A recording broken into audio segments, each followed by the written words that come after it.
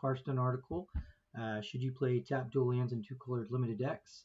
And I wanted to show you what it would be like to rerun his simulation using the MTG Xray app, which you can find for free on all the app stores. So here's his deck, and he's got a lot of assumptions. I went ahead and typed up the deck list and just imported the list, and that's how I got this. And these are the results after I run for 2 minutes. My answer came up with anywhere from about 10 forests, 6 islands, and 1 woodland stream versus maybe running 2 woodland streams. Let me show you how you can control the assumptions using Xray. So here's the deck. You don't need to put in the basics, the basic lands. It'll do those for you. You can just start like this with nothing in there. Anyway, so this is the deck list, and the sideboard is used for the maybe cards, right? So basically, we wanted to simulate a pile of woodland streams, so you could put as many as you want. After running it a few times, I realized it doesn't matter whether you put a pile of 4, a pile of 8, whatever. Anyway, here's our woodland streams, just like the article. So the thing to do is to set up some of your assumptions, and that's under the settings tab. So we're doing a limited deck, of course. And this is very important. How many turns to goldfish out to? When I goldfish about 8, this deck does tend to hit 20-21 damage. So that's as close as I can get to repeating his assumptions about stopping the simulation when you've killed your opponent. Now, Xray does have this built-in idea that sometimes your creatures die. I can't remember the exact percentage we have in the code. I would love to give you those types of assumptions and control up in the settings sometime in a future release, but it's just this reasonable stab. We watch some games. It really depends on your matchup. So we just have this generic, yes, creatures die each turn a percentage. So when I say I played 8 turns and I get to 20 to 21 damage in those 8 turns, that is with some creatures dying. And so it's not as exact as what Frank Karsten could show you in his code, where he's like exactly 3 counter spells or 1 counter spell. But in general, I think you'll find this reasonable. So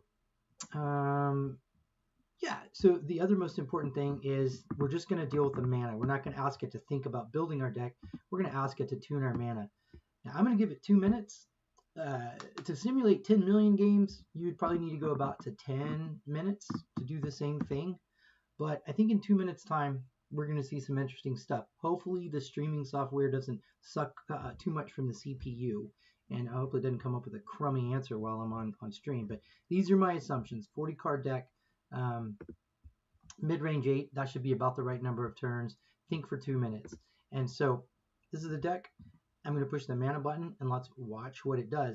Now, one fun thing about MTG Xray is, well, it's fascinating to watch what it's thinking about in the background. So kind of grayed out is your deck list with anything changing. So it's going to think for 120 seconds. And once it gets to about for you math whizzes, like behind the scenes, it's running thousands and thousands and thousands of goldfish games according to your settings assumptions, and it's using simulated annealing, which quite simply means it goes very randomly through chaotic card space, trying all kinds of things, and as we get to the midway, as we make it towards the end of the progress bar, it is less radical with its card choices that it's trying, and kind of settles down. And so N is the number of games that we've played this particular deck that you're looking at on your screen. And so if you gave it 2 minutes and N doesn't crack 1,000 games or something, you probably want to go back and change the settings to, say, give it 5 minutes or 10 minutes, because the number of games, as you know, on the Frank Karsten's forum, is really important. Like, definitely, if this gets up to 2,500 games, on average with all these combos that it's trying against each other, then, I think I would go play that at a tournament. But actually, if I play at a tournament, I'd let it soak overnight. There's a setting you can let it do like 4 hours, But anyway, this is just for a quick demonstration. You can see right now it's stuck on 11, 4, 6 islands. I don't even see a tapped duel in there. I think, okay, so here it comes. It's coming in with a, how about 2 woodland streams, 10 forests, 5 islands, and it's comparing all that. And you won't know until it's to the very end what it's really thinking. I just ran the results. I think the streaming software took a little bit of its time. I think if we ran it longer, it would not play 10 forests. It would definitely be more like that. That's what I got in the 2 minutes without trying to stream. I mean, really, I should let it run longer. So I don't want you to make any complete firm conclusions about this. I think Frank Karsten's nailed it in his analysis. You easily definitely play one less than this. But I wanted to point this out. What MTG Xray does well is you can score it. After it's come up with its answer, or after you've come up with an answer, you can hit the score button on your deck, and it's got some interesting measures. Drops are, how much mana was played in a game. So let's see. So Jungle Delver, it would give you 1. Mistcloak Herald would give you 1. Deep Root 2. And so it's just writing those down and adding those up in the game over the 8 turns that you set it at. Curve is like each turn we look at how much mana you utilized. We could have a lot of debate about curve. Maybe I should change the curve measure to be like, did you play something for 1 on turn 1, 2 on turn 2? But what this curve is it's saying whatever lands you had on the board, did you utilize them 100%? So let's not get too deep into curve because that's a big debate. But you can see the damage is coming in at 21 when we're playing 8 turns out, which is nice. So it's as close as I can get. The thing I wanted to show you was you can click on any particular card after you've scored it. And so we have 1 Jungle Delver, okay, and like almost 1/5 of the games it winds up in our opening hand, and we almost always play it. We're not, this percent would go down a lot if we're a color hosed. Opening, so we're playing pretty evenly somewhere between turn 1 and 2. Now this is different than hypergeometric math, and this isn't saying like you might even be capable of playing Jungle Delver on average more than the midway point between turn 1 and 2. But the more 1-drops you have, sometimes it's playing those instead. But we could look at some other cards like Swift Warden. That's got the double green in it. So if it's in your opening hand, on average is coming down on turn 4.6. So I think sometimes we are waiting for our mana. So what we could do is, let's say I take the 2 woodland streams out and you're very concerned about this particular card in your game. Just remember 83% it's coming down on turn 4-6. So let's say, you know what? Let's take those out. Let's go 10-7. Let's score it again. Let's just see if anything changes. So we're not we're not getting it down any turns earlier if it's in your opening hand, and in fact and then it goes down percentage wise. So I would say like there's a small 4% difference, and that dual land helped you get this double green out of your hand. You can see the open play percentage went down a little bit. I wish my analysis could tell you like how many times was that color screw and how many times was it because we just played another 3-drop. But it did go down when I changed that. So if I were to add the woodland streams in, I mean, what if we went nuts with the woodland streams? Let's go 4, and let's go. I should really let the program decide how many we're going down. Wait a minute. Okay. All right, so 8 and 5, 13. Okay, that's 17 lands. You can tell we got 40 cards. Let's run it one more time. I just want to see what happens to my 3-drop. I mean, if my game resolved around this 3-drop. I'm just really curious. Okay, well, it didn't really seem to hurt him too bad. I'm a little confused by the results that I guess maybe with this many duels, only playing 8 turns, seems like opening hand would have increased, honestly, like the percentage. So I am only testing 500 games, so that could be part of it. But